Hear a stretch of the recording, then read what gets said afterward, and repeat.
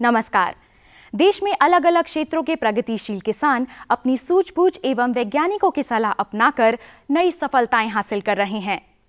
किसान फूल उत्पादन एवं समन्वित खेती अपनाकर अच्छी आमदनी प्राप्त कर रहे हैं।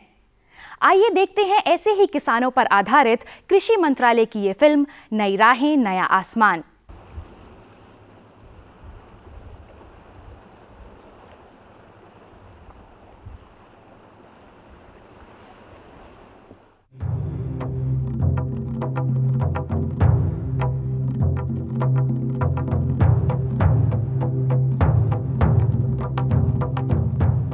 बंगाल की खाड़ी में भारत का परचम लहराते अंडमान व निकोबार द्वीप समूह हरे भरे और प्राकृतिक सौंदर्य से ओतप्रोत और द्वीपों में बसे छोटे छोटे गांव। कृषि और मछली पालन यहां केवल एक परंपरा ही नहीं बल्कि आजीविका का मुख्य साधन भी है। द्वीपों की नम और गर्म जलवायु कृषि के लिए एक अवसर भी है और चुनौती भी। लेकिन यदि नई सोच के साथ चुनौतियों को स्वीकार किया जाए तो नई राहें बनती हैं, मुश्किलें आसान हो जाती हैं और कामयाबी का सूरज दमकने लगता है। ये साबित कर दिखाया है कालीकट गांव के किसान पी पचई मुत्थु ने। अपनी नई सोच, मेहनत और लगन से पचई मुत्थु ने अपने खेत की तस्वीर ही बदल दी। आमदनी कई गुना बढ़ गई। गांव के लोगों को रोजगार मिला और पचई मुत्थु की ख्याति अंडमान व निकोबार से बाहर निकलकर पूरे देश में फैल गई।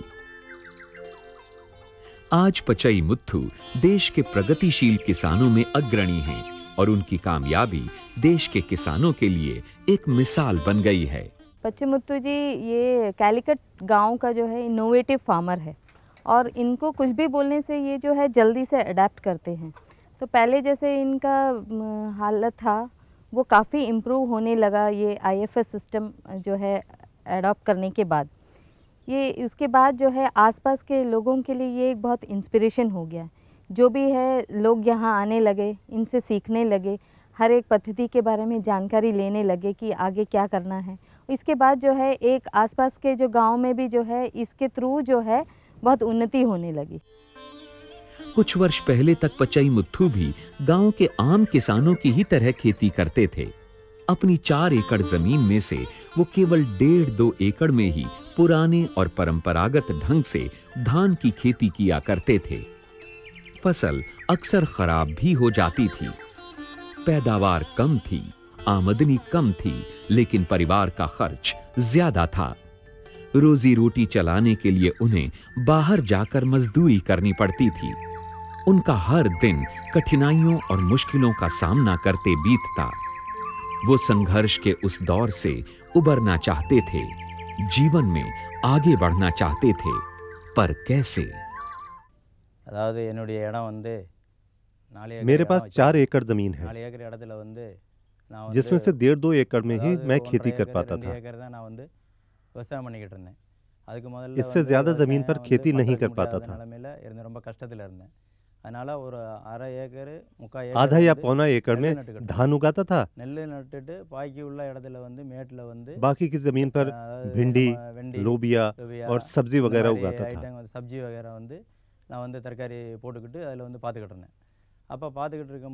इतना सब करने पर भी परिवार का खर्च चलाना मुश्किल था। 3 बच्चे और पत्नी, इन लोगों की देखभाल सही से नहीं हो पाती थी। इसलिए मुझे बाहर जाकर मजदूरी करनी पड़ती थी। घर का और बच्चों का पढ़ाई का खर्च बाहर जाकर कमाई से पूरा करना पड़ता था। कहते हैं कि जहां चाह वहां राह। निराशा के ऐसे ही क्षणों में एक दिन वो दिल बहलाने के लिए टीवी देख रहे थे। तभी अचानक एक चैनल पर उन्होंने एक कृषि विशेषज्ञ को समेकित कृषि प्रणाली यानी IFS के बारे में बताते हुए सुना। उन्हें लगा कि ये उनकी समस्याओं का समाधान है। वो भी अपने खेतों पर समेकित कृषि प्रणाली को अपना सकते हैं। संयोग देखिए कि उसी दौरान कृषि अधिकारियों ने गांव का दौरा किया। वो पचाईमुथु के खेत पर आए और उन्हें समेकित कृषि प्रणाली के बारे में बताया और उन्हें जरूरी सलाह भी दी। इससे उनका हौसला बढ़ा। वो समेकित कृषि प्रणाली को अपने खेत पर आजमाने के लिए तैयार थे। उन्हें केंद्र सरकार द्वारा प्रायोजित योजना का भी लाभ मिला। इस परियोजना के तहत द्वीप समूह की नम और गर्म जलवायु में समेकित कृषि प्रणाली को किसानों के खेतों पर विकसित किया जाना था। वो पूरी मेहनत व लगन के साथ खेत की तस्वीर को बदलने में जुट गए। उन्होंने खेतों को एकसार करके खेती करने योग्य बनाया। खेत में तालाब भी बनाया गया और अलग-अलग फसलें लेने के लिए जरूरी तैयारी भी की गई। पचाईमुथु ने अपनी सूझबूझ और कृषि वैज्ञानिकों की सलाह के अनुसार अपने खेत पर विभिन्न फसलें उगाने की एक योजना बनाई। लक्ष्य ये था कि मौसम के अनुसार वर्ष भर फसलें तैयार होती रहें, जिनसे लगातार आमदनी मिलती रहे। लगभग आधे हेक्टेयर खेत में नारियल के पौधे लगाए गए। 0.4 हेक्टेयर क्षेत्र में गन्ना उगाया गया और इतना ही क्षेत्र विभिन्न मौसमी सब्जियों के उत्पादन के लिए भी रखा गया। क्षेत्र में सुपारी की खेती की अच्छी संभावनाओं को देखते हुए 0.3 हेक्टेयर क्षेत्र पर सुपारी के पौधे लगाए गए। पचाईमुथु के खेत का कुछ हिस्सा ढलान वाला था, जिस पर पानी नहीं टिकता था। इस 0.2 हेक्टेयर क्षेत्र में अदरक की उन्नत किस्म की बुआई की गई। फलों से बेहतर आमदनी की संभावना को भुनाने के लिए आम, चीकू और पपीते के पौधे लगाए गए। मसालों में काली मिर्च और दालचीनी को चुना गया, क्योंकि यहाँ की जलवायु इसके अनुकूल है और इसे अलग से खेत की जरूरत भी नहीं है। काली मिर्च की बेलों को नारियल और सुपारी के वृक्षों पर चढ़ा दिया गया। आसपास के क्षेत्रों में फूलों की मांग बढ़ने और अच्छे बाजार को देखते हुए पचाईमुथु ने फूलों की खेती भी शुरू कर दी। साथ ही एक कम लागत वाला ग्रीन हाउस भी बनाया गया, ताकि उपज की गुणवत्ता बढ़े और बाजार में अच्छी कीमत भी मिल सके। पचाईमुथु जानते थे कि समेकित कृषि प्रणाली में आमदनी को बढ़ाने के लिए फसलों के अलावा कुछ अन्य उद्यमों को भी अपनाना होगा। खेत में ही बने तालाब पर मछली पालन शुरू किया गया और पास ही मुर्गी पालन के लिए बाड़ा भी बनाया गया। इसका एक फायदा यह हुआ कि मुर्गियों की बीट को बड़ी आसानी के साथ तालाब में डाल दिया गया। इससे मछलियों का उत्पादन बढ़ा और बीट को ठिकाने लगाने की समस्या भी खत्म हो गई। दूसरी ओर बकरी पालन भी शुरू किया गया। विभिन्न फसलों के बचे खुचे अवशेषों को बकरी के चारे की तरह इस्तेमाल किया गया। इससे बकरियों को अच्छा आहार मिला और लागत भी कम हो गई। इसी तरह खेत पर ही पाले गए मवेशियों को भी फसलों के बचे खुचे अवशेष चारे की तरह दिए गए। अगर एक ही जमीन पर 2-3 चीजों को किया जाए तो फायदा होता है। जैसे नारियल और सुपारी के पेड़ों पर मसाले उगाए जा सकते हैं और बीज की जगह में फूलों की खेती की जा सकती है। मेड़ पल्ला नाली यानी BBF तकनीक से धान और मछली पालन साथ साथ किया जा सकता है और ऊंची जगहों पर भिंडी और लोबिया उगाया जा सकता है। खेतों की बेकार पड़ी रहने वाली ढलान पर उगाई गई अदरक की उन्नत किस्म लगभग सबसे अधिक आमदनी देने वाली साबित हुई। इससे पचाईमुथु को प्रतिवर्ष लगभग 1,20,000 रुपए मिले। दूसरे नंबर पर सब्जियों की खेती से 1,10,500 रुपयों की आमदनी हुई। गन्ने की खेती से लगभग 66,000 रुपए, नारियल से 32,000 रुपए और सुपारी से 17,000 रुपए सालाना आमदनी हुई। फलों की खेती में अकेले केले ने लगभग 10,000 रुपए की आमदनी दिलाई, जबकि आम, चीकू, पपीता और मसालों की खेती से 11,000 रुपए मिले। पशुपालन में बकरी पालन सबसे अधिक लाभकारी साबित हुआ। इससे 34,600 रुपए की सालाना आमदनी हुई, जबकि मुर्गी पालन से लगभग 21,000 रुपए मिले। मछली पालन से 8,500 रुपयों की आमदनी हुई। कुल मिलाकर समेकित कृषि प्रणाली अपनाने से पचईमुत्थु की सालाना आमदनी बढ़कर लगभग 4,31,000 रुपए हो गई। पचईमुत्थु के जीवन में संघर्ष का दौर खत्म हो गया। उनके और उनके परिवार में एक सार्थक बदलाव साफ साफ दिखाई देने लगा। समेकित कृषि प्रणाली ने उनके जीवन की दिशा बदल दी। पहले मेरे पापा बहुत परेशान थे। हमारी पढ़ाई लिखाई के लिए बहुत मेहनत करनी पड़ती थी। कई जगह मजदूरी करते थे, जिससे थोड़ी बहुत कमाई होती थी। जो भी वो कमाते थे उसमें से आधा घर खर्च और आधा हमारी पढ़ाई पर खर्च करते थे। आज हम सब पढ़ रहे हैं, अब हम सब खुश हैं। हमारे पिता की खेती से अच्छी कमाई हो रही है। पचईमुत्थु आज अपने क्षेत्र के प्रतिष्ठित और प्रगतिशील किसान हैं। उन्होंने न केवल अपनी आमदनी कई गुना बढ़ाई, बल्कि गांव के अन्य लोगों को भी अपने खेत पर काम दिया, उनकी आजीविका सुरक्षित की। पहले हम मजदूरी करने दूर जाते थे। अब पचईमुत्थु भैया जो खेती कर रहे हैं, हम उसमें काम कर रहे हैं। ये हमारे करीब है और हमें रोजाना के 200 रुपए मिल जाते हैं। 24 फरवरी सन 2010 को नई दिल्ली में केंद्रीय कृषि मंत्री शरद पवार ने उनकी सफलता की कहानी को सम्मानित किया और इसे राष्ट्रीय स्तर पर संकलित की गई सफलता की कहानियों हार्वेस्ट ऑफ होप में जगह दी। लेकिन इन तमाम सम्मानों से परे पचईमुत्थु आज भी पहले की ही तरह मेहनत और लगन से अपने खेतों में काम करते हैं। अब मैं पड़ोसियों की जमीन लीज पर लेकर उस पर भी खेती कर रहा हूँ। इस तरह मेरी आमदनी बढ़ गई है। जब से मैंने पॉली हाउस बनाया है, तब से कई लोग इस बारे में पूछ चुके हैं और मुझे देखकर कालीकट में 2 और किसानों ने पॉली हाउस लगाया है।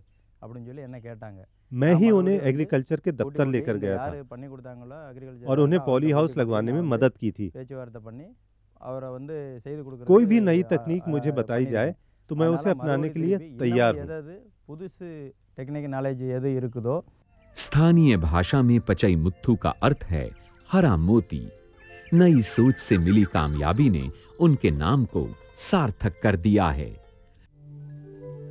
और अब अंडमान व निकोबार द्वीप समूह से निकलकर हम रुख करते हैं देश के दक्षिण पूर्व की ओर, तमिलनाडु में।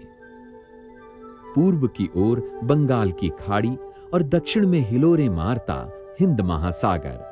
जलवायु, भूमि और प्रकृति के अनुसार राज्य में 2 क्षेत्र स्पष्ट दिखाई देते हैं, पूर्वी सागर तटीय क्षेत्र और उत्तर पश्चिम में पर्वतीय क्षेत्र।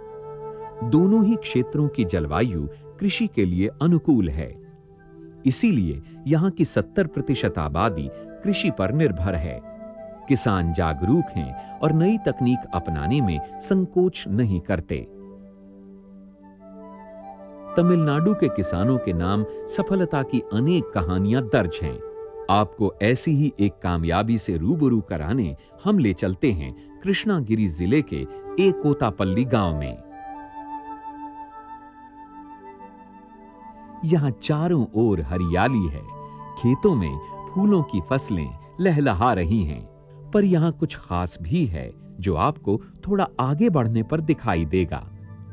जी हां, ये संरचना, ये स्ट्रक्चर इस छोटे से गांव की पहचान बन गया है। ये है आधुनिक ग्रीन हाउस, जिसमें गुलाब की खेती की जाती है। और ये हैं इस ग्रीन हाउस की कर्ता धर्ता, प्रगतिशील किसान श्रीमती कविता। कविता ने अपनी नई और आधुनिक सोच से गांव में कामयाबी की एक नई मिसाल कायम की है। ग्रीन हाउस में गुलाब की खेती करने से कविता के जीवन में एक बहुत बड़ा बदलाव आया है। बढ़ी हुई आमदनी ने उनके जीवन स्तर में सुधार किया है और ये सब कुछ अपने हाथों से कर दिखाने के कारण उनके चेहरे पर आत्मविश्वास की एक अनोखी आभा और चमक दिखाई देने लगी है। लेकिन कुछ समय पहले तक कविता के जीवन में संघर्ष था। परिवार के जीवन यापन के लिए वो अपने पति के साथ मिलकर खेती किया करती थीं। रागी जैसी फसलें उगाती थीं, परंतु पुरानी तकनीकों और अक्सर पड़ने वाली मौसम की मार के कारण गुजारे लायक आमदनी कर पाना भी उनके लिए कठिन था। उनके मन में खेती में कुछ नया करने और अपनी आमदनी को बढ़ाने की चाह जोर मार रही थी। कविता ने अनाज वाली फसलों की जगह मौसमी सब्जियों की खेती शुरू कर दी, नई तकनीकें अपनाई।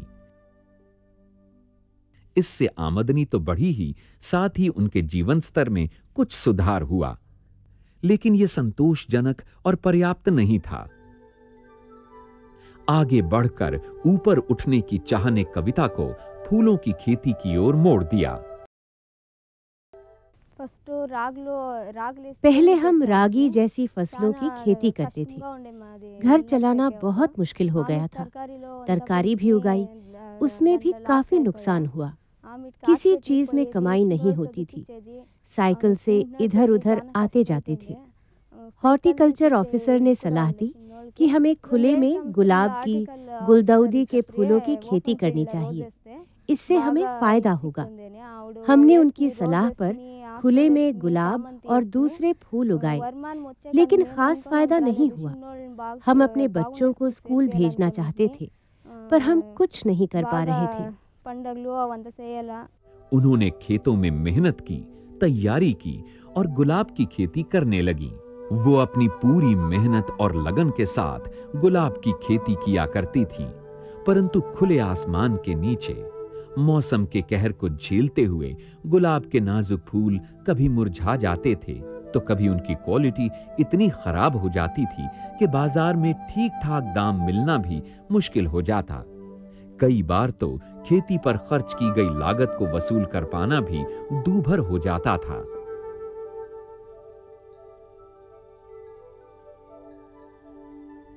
कविता के मन में गुलाब की खेती को एक नया रूप देने की पुरजोर तमन्ना थी।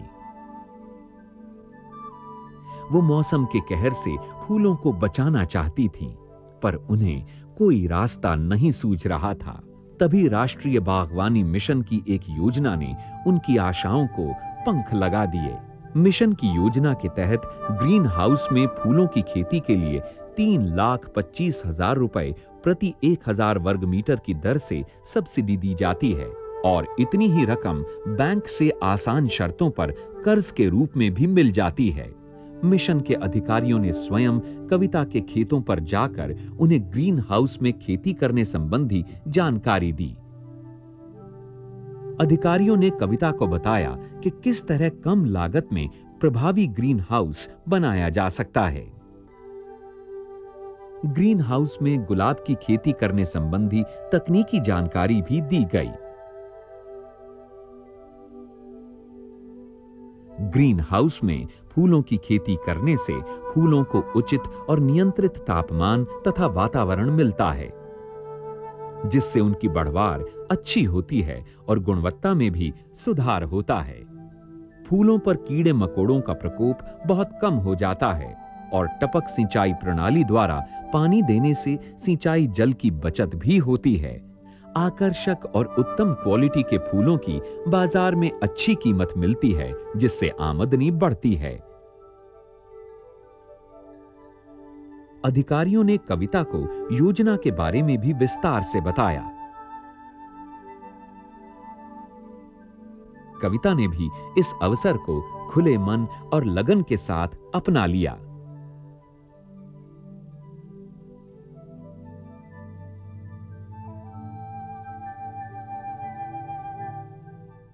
हॉर्टिकल्चर ऑफिसर ने बताया कि 3.25 लाख रुपए की सब्सिडी मिलेगी और 3.25 लाख रुपए बैंक से लोन लेकर आप ग्रीन हाउस बनाइए, उससे आपको फायदा होगा। हमें 3.25 लाख रुपए की सब्सिडी मिली और 3.25 लाख रुपए बैंक से लोन मिला। उस पैसे से हमने ग्रीन हाउस बनाया और गुलाब की खेती की। इसमें अच्छी फसल हुई और हमें रेट भी अच्छा मिला। उससे हमारी आमदनी लगभग 30,000 रुपए महीना हो गई। उस कमाई से बच्चों को स्कूल में पढ़ाया, घर बनाया और 3 साल में बैंक का लोन भी चुका दिया। अब सब ठीक है। ग्रीन हाउस के नियंत्रित वातावरण से प्राप्त फूलों की गुणवत्ता निर्यात क्वालिटी की पाई गई। कविता के ग्रीन हाउस में तैयार गुलाब के फूल आकर्षक पैकिंग में शहरों के बाजारों में भेजे जाने लगे। कविता और उनके फूल दोनों को ही ख्याति प्राप्त होने लगी। ग्रीन हाउस में फूलों के उत्पादन की लागत 6,50,000 रुपए प्रति 1,000 वर्ग मीटर बैठती है, परंतु मिशन द्वारा मिलने वाली सब्सिडी इस लागत को कम करने में सहायता प्रदान करती है। ग्रीन हाउस में 1,000 वर्ग मीटर क्षेत्र से 400 फूलों का प्रतिदिन उत्पादन प्राप्त होता है। 2.5 रुपए प्रति फूल के हिसाब से बिक्री करने पर 1,000 रुपए प्रतिदिन की आमदनी होती है। इस तरह कविता ने प्रति माह 30,000 रुपए की आमदनी प्राप्त की। कविता ने ग्रीन हाउस में फूलों की खेती करके गांव में कामयाबी की एक नई कहानी लिखती है। आसपास के किसान उनकी सफलता से उत्साहित और प्रेरित हो रहे हैं। वो उनसे सलाह लेने के लिए आते हैं। कृषक महिलाओं में भी एक नए उत्साह का संचार हो रहा है। ग्रीन हाउस लगाने के बाद दूसरे किसान हमसे आकर पूछते हैं गुलाब की खेती के बारे में। हमने उन्हें बताया कि हमें इससे फायदा हुआ है, आप भी इसे अपना सकते हैं। हमारे गांव के आसपास 200 ग्रीन हाउस लग चुके हैं। उन्होंने भी इसमें फूलों की खेती की। इस योजना के लिए हम सरकार का धन्यवाद करना चाहते हैं। कविता ने न केवल अपनी आमदनी बढ़ाई बल्कि गांव में रोजगार के अवसर भी बढ़ाए। आज उनके साथ महिलाओं का एक पूरा समूह काम करके अपनी आजीविका चला रहा है। खुद कविता के परिवार में एक सार्थक बदलाव दिखाई देने लगा है। अब संघर्ष की जगह संतोष और आनंद है। किसानों की सफलता की कहानियां गांव-गांव में एक नया जोश भर रही हैं। समृद्ध और विकसित भारत का सपना साकार होने को है।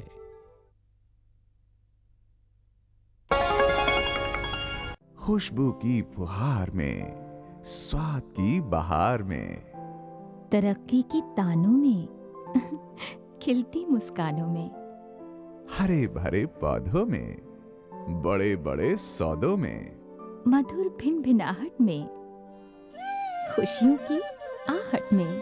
NHM बागवानी मिशन,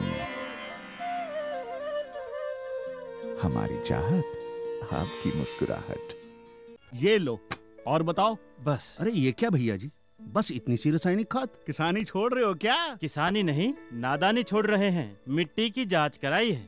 अब तो लालाजी जितनी जरूरत है उतने ही उर्वरक खेत में डालेंगे। हाँ, किसान भाई आज ही अपने जिले की नजदीकी भूमि परीक्षण प्रयोगशाला में मिट्टी की जांच जरूर करवाएं और मिट्टी में पोषक तत्व, नमी व पौधे के विकास को देखते हुए केवल जरूरत के अनुसार ही पोषक तत्व डालें। और हाँ, मिट्टी में गंधक, जस्ता, बोरोन जैसे सूक्ष्म पोषक तत्वों का पता लगाना भी न भूलें। उर्वरक और जैविक खाद के सही उपयोग से भूमि का उपजाऊपन बनाए रखें, उत्पादकता बढ़ाएं, खर्चा घटाएं और बहुमूल्य विदेशी मुद्रा बचाने में भी सहयोग दें। और हाँ, धीमी गति से नाइट्रोजन उपलब्ध कराने वाले उर्वरकों जैसे नीम लेपित यूरिया को प्राथमिकता दें और यूरिया का पत्तों पर छिड़काव करें। अरे वाह, तू तो सचमुच समझदार हो गया रे। अधिक जानकारी के लिए संपर्क करें जिला कृषि अधिकारी या किसान कॉल सेंटर।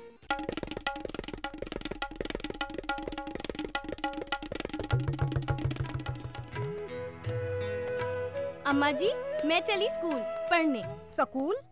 पर शादी के वक्त तो तूने कहा था कि तू पढ़ी लिखी है। अरे अम्मा जी, फार्म स्कूल जा रही हूँ खेती की नई नई बातें सीखने। आप भी चलो ना। फार्म स्कूल, जहाँ खेतों में पैदावार बढ़ाने की हर बात किसानों को सिखाई जाती है, जैसे मिट्टी के हिसाब से सही खाद, बढ़िया बीज और जरूरत के मुताबिक कीटनाशक, ताकि कम लागत में अधिक मुनाफा।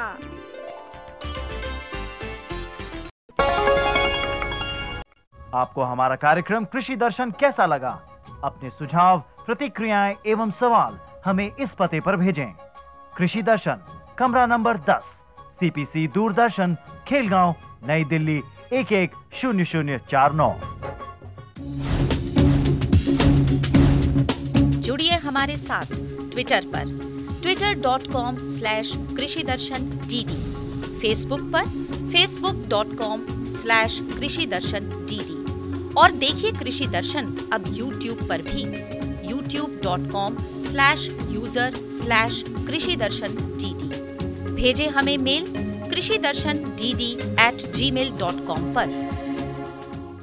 आपने हमारा पता तो नोट कर ही लिया होगा। आप हमें ईमेल भी लिख सकते हैं। सोशल मीडिया जैसे फेसबुक या ट्विटर के जरिए भी हमसे संपर्क कर सकते हैं। आप हमारा कार्यक्रम कृषि दर्शन यूट्यूब पर भी देख सकते हैं। तो आज के लिए बस इतना ही। उम्मीद करते हैं कि आपको हमारा कार्यक्रम पसंद आया होगा। सोमवार को फिर मुलाकात होगी कृषि जगत की ढेर सारी जानकारियों के साथ। तब तक के लिए नमस्कार।